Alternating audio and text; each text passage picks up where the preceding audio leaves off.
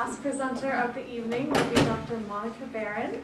She is a professor of writing, literature, women and gender studies, and environmental studies here at Sherman. As part of a collective, she edits Feminist Teacher magazine published by University of Illinois Press and is the new nonfiction book series editor at Truman State University Press. Last winter, she won the third prize and honorable mention in the Nantucket River Review Narrative Poetry Contest. Tonight she'll be reading both poetry and prose. If you'll please welcome her to the stage.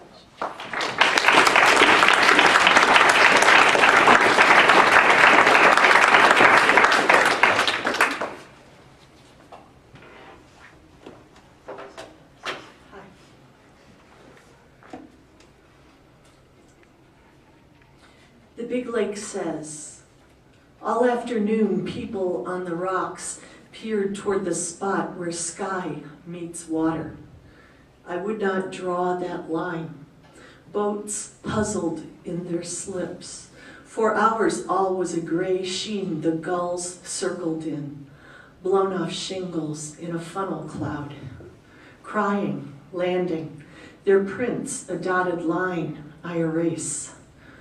One of you walks in this strange light, turning to rain, between the sedge and the small dead change I leave behind.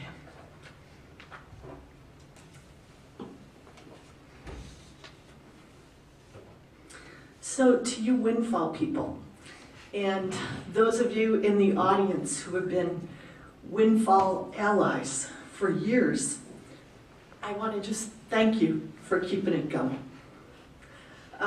You may think that the lovely and talented Mr. Rogers has been the faculty advisor forever, but in fact he hasn't. Many of us have taken our turn as faculty advisor, and I was among them. I was remembering last night how many god-awful offices Windfall has had, and that I probably still have keys to some of them, even though we don't even have the doors anymore. The worst Windfall office was in a building called Laughlin Hall. At that time, I think we were sharing an office with KTRM. And we were in a space in which the roof was leaking so badly that we had plastic kiddie pools set up to catch the water as it rained in. Laughlin Hall was torn down to make room for the library expansion, so that's where it used to be. And in its final Halloween on Earth, it was a haunted hall. Unfortunately, I forgot what day destruction was due to begin, and the building was knocked down before the office got cleaned out. So that was the day we lost the Windfall stapler. Fortunately, I think Pickler Library has a set of complete back issues if you ever want to hit up the alumni for some money. So thanks. At this point in the semester in a nonfiction workshop I'm teaching, we're working on place-based writing. Keeping that in mind, I'm going to read some work that's place-based, beginning with a poem grounded in this place we all live in together. Hunting Song. All year, the silent men of Adair County drive alone, giving the one-finger salute to vehicles passing on the blacktop. No singing in the cab, no wild arguments with themselves. Maybe they talk the morning deer season opens, orange hats clustered in an old Dodge Ram on their way to the woods, their separate stands. Maybe they talk waiting in line at the smokehouse, wanting to bring the kill in fast because November's warm. They look in the bed of the truck ahead. No one shuts a slain buck's eyes. They don't remark except to say the line is long. Hunters are everywhere. They're down the road camping out, tearing ruts in the clay winding down to the river. They found Audrey's place at Queen City Junction in an abandoned gas station painted up. Customers peeling off a layer never fail to note Audrey's wearing a tube top, her amber mane barely constrained in a pile on her head, her eyeliner calligraphied to her temples. Her old man's been in the kitchen frying since Nam, trying not to watch her flirt with the guys in camo whose money's green. I eat my gooseberry cobbler, thinking she might sit down to play the spinet, covered with doilies and faceless Amish dolls. We call this place on the river Archangel, Twain's nickname for Henry Clay Dean, who signed his writings from Rebels Cove just up the river's last 5 unchanneled miles. Huge sycamores wrapped in ropey ivy line its banks. Oh, they look like tremendous wings, those bits of white water, ruffled feathers. You can float the twisting river here and end up nearly where you started. If only the river had taken Audrey under its mighty wing. She might never have shot her husband in the kitchen after close. The sign still says, Audrey's place, but how empty, how silent the place with her gone.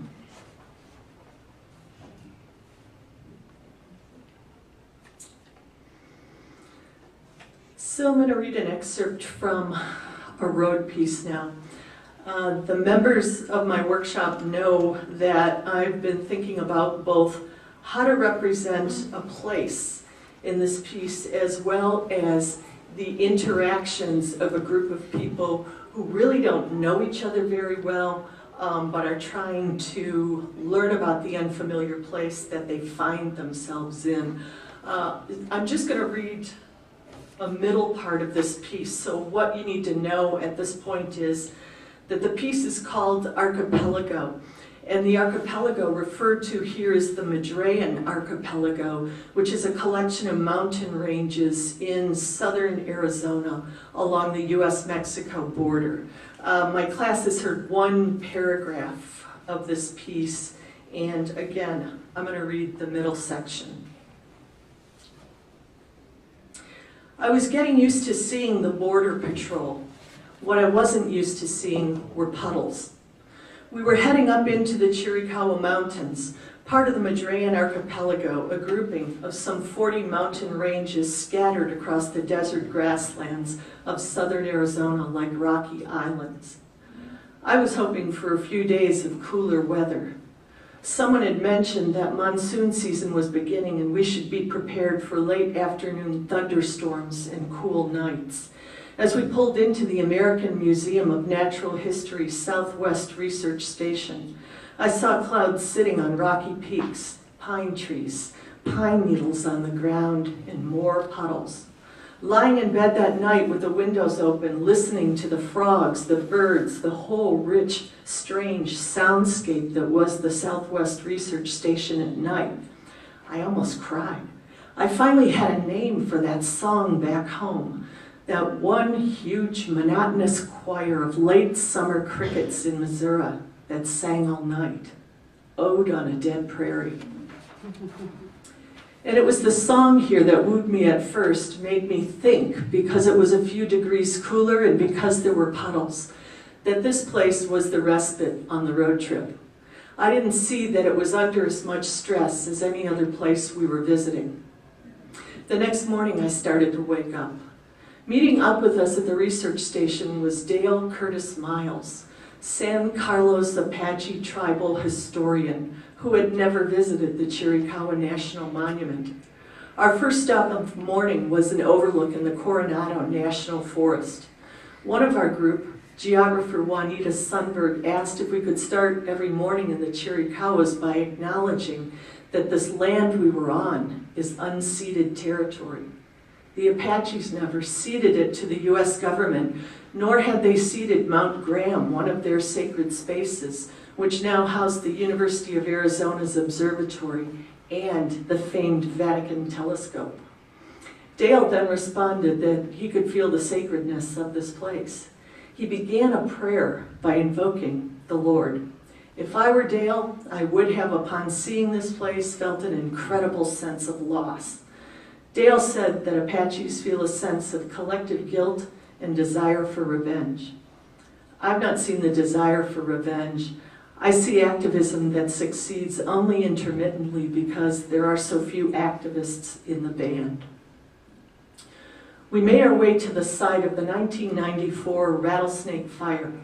15 years had passed, but I could still see the gray, withered trunks sticking up out of the green landscape. Stephen Pine was explaining fire in ways I hadn't thought of. He explained it as a physical process that takes photosynthesis apart, undoing it. Pine has devoted much of his life to fighting, researching, and writing about fire. He contends that our responses to fire need to be ecological, not paramilitary. In the Chiricahuas, fires are ignited by lightning, ranchers, rangers, and transients in the person of hunters, campers, and hikers, and illegal border crossers. Pine's reading of the data is that fires roughly balance between human and natural causes. The Chiricahuas present an example of a place in which people should be part of all our calculations about fire. We should admit, Pine says, that we cannot control nature, lightning strikes, and that people are nature's species monopolist over ignition. We have not successfully controlled human ignited fires and won't, given the costs and size of the area to be policed. What should matter is how fires, of any and all kinds, play out on the land around them. It was hard to keep thinking about fire as we came down the mountain. We were caught in a late afternoon monsoon, the road washboarding, its edges crumbling further. When we got back to the research station, the power was out, though somehow dinner had gotten made. People gathered at the creekside and cheered when the water came rushing down. Water in the desert makes people giddy.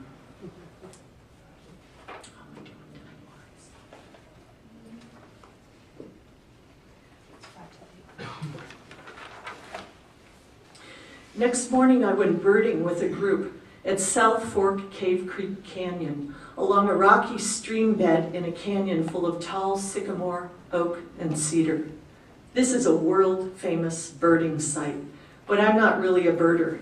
I'm a tag-along with tiny binoculars, not expecting to be rewarded with seeing any rare birds. Our guide was Linda Hurt, but we ran into a young guide named Chris, and he and the older women paying for him let us tag along on their hike. Chris knew how to describe where to look. For example, forked sycamore, look right at the fork, it's on a spruce limb behind, and you see it. South Fork Cave Creek is a protected area, which means the rules of guiding forbid you to call birds, even with your own voice, as opposed to an iPod, as you may be calling a bird off its nest. I was well rewarded on this hike. I saw Arizona woodpecker, elegant trogon male, hummingbird, gnawed at a feeder, American robin, white-breasted nuthatch, and a big rattlesnake right along the trail. Why is it young guys want to examine rattlesnakes closely while older women always want to walk way wide of them? Along the creek bed, we came upon toilet paper and a foil food packet, cactus fortified with vitamins, evidence migrating people had been there. Juanita, one of our group members, took photos for a project documenting what those migrating leave behind. The birding guide, Chris, said, "We were over at a picnic ground the other side of the research station when some Mexicans approached us and we said, 'Tenga hambre?' When they said, 'Si,' we said, 'Good, we'll call the Border Patrol. They'll feed you.' Were we supposed to laugh?" It seems each of us can only put a few pieces of the complex ecological picture on the border together. As a birder, Chris probably knew the Mexican border fence was disrupting wildlife migration, even that the movements of some birds were inhibited because they couldn't figure out how to fly over it. And he would hate that. But his anecdote suggests he doesn't see that if we enable bird and other wildlife migration through the Sky Islands, we must accept that people will migrate too. Aldo Leopold wrote Thinking Like a Mountain here in the Southwest. In that piece, he advocated allowing predator and prey to struggle their way to a biodiverse equilibrium. I'm trying to think not like a mountain, but like an archipelago.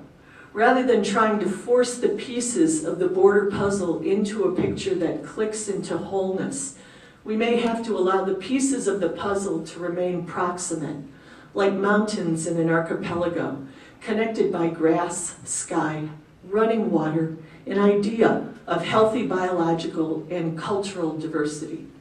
Surely we don't want the last vestiges of the indigenous erased or wildlife migration halted. And somewhere at night, it should be truly dark. But how big a piece of the archipelago is the business of the border, the cross-border economy, the concept, no, the reality of places that are sacred, but not universally so. This is the conceptual archipelago I struggle with. I've got a news flash for the literary community. At 3:53 this afternoon, I got a poem accepted, so got to change my lineup here. This poem is going to appear in a journal out of the Bay Area called Poe Ecology. 20-year-old memory of Kansas. Chase County, near Cottonwood Falls. Huge, flinty swellings in the earth. Distant horizon line that is only a curve, never an edge. A 360-degree view. Clouds like petroglyphs, blue stem dried red, glistening in its icy crust. A coyote, head down, crosses the blacktop. My elation. Thanks.